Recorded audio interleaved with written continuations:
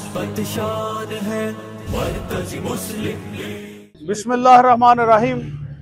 पाकिस्तान मरकज़ी मुस्लिम लीग पूरे मुल्क में इलेक्शन लड़ रही है और अल्लाह के फजल से हमने तकरीबन बहुत ज़्यादा हलकों में हमने कागजात नामजदगी हमारे उम्मीदवारों जमा करा दिए हैं।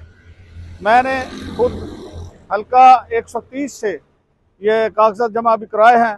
पाकिस्तान मरकज़ी मुस्लिम लीग इंशाअल्लाह अल अज़ीज़ इस्लामी फलाही पाकिस्तान के लिए कोशा है, खिदमत करेगी। हमारी सियासत लूट मार की सियासत नहीं है, लूट खींचने का लूटने की सियासत नहीं है, बल्कि खिदमत की सियासत है, डिलीवर करने की सियासत है। लोगों की खिदमत के लिए काम करना है, लोगों के लिए काम करना है, इस मुल्क में शऊर बेदार करना है। हम शोर की बात नहीं करते, हम शऊर की बात करते हैं।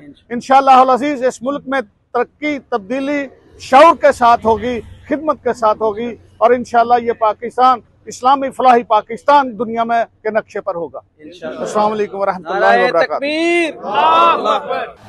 मोहब्बत शान है मरकज़ी मुस्लिम लीग।